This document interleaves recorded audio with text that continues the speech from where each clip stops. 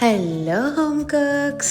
తక్కువ టైంలో టేస్టీగా చేయగలిగే చేపల పులుసు కోసం ముందుగా క్లీన్ చేసి పెట్టుకున్న 1/2 కేజీ చేప ముక్కలకి ఉప్పు పసుపు బాగా కలిపి మ్యారినేట్ చేసి పక్కన పెట్టుకోవాలి.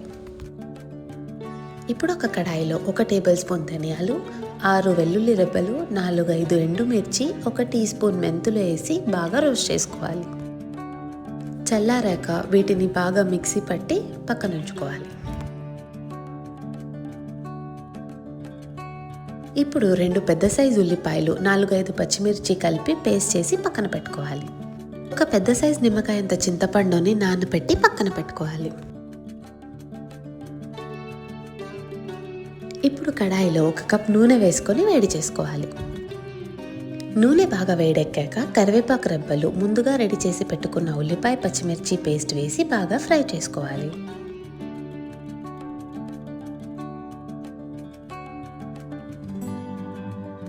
ఉప్పుతో పాటు 1 టేబుల్ స్పూన్ అల్లం వెల్లుల్లి పేస్ట్ కూడా యాడ్ చేసుకోవాలి. పసుపు, 1 మీడియం సైజ్ టొమాటో వేసి కలుపుకోవాలి. ఇప్పుడు అందులో 1 టేబుల్ స్పూన్ కారం, 1 టీ స్పూన్ గరం మసాలా పొడి వేసి బాగా కలుపుకోవాలి. ముందుగా నానబెట్టి ఉంచిన చింతపండు పులుసుని ఇందులో కలుపుకోవాలి.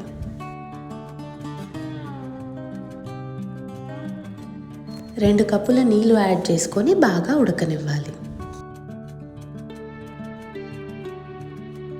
మూత పెట్టి 10 నిమిషాలు బాగా ఉడికించిన తర్వాత అందులో ముందుగా మ్యారినేట్ చేసి పెట్టుకున్న చేప ముక్కల్ని యాడ్ చేసుకోవాలి.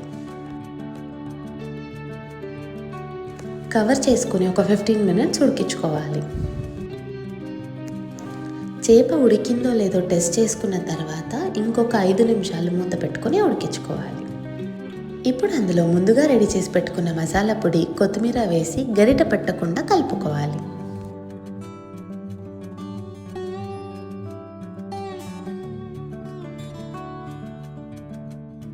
1 టీ స్పూన్ బెల్లం పొడి కూడా యాడ్ చేసుకోవాలి.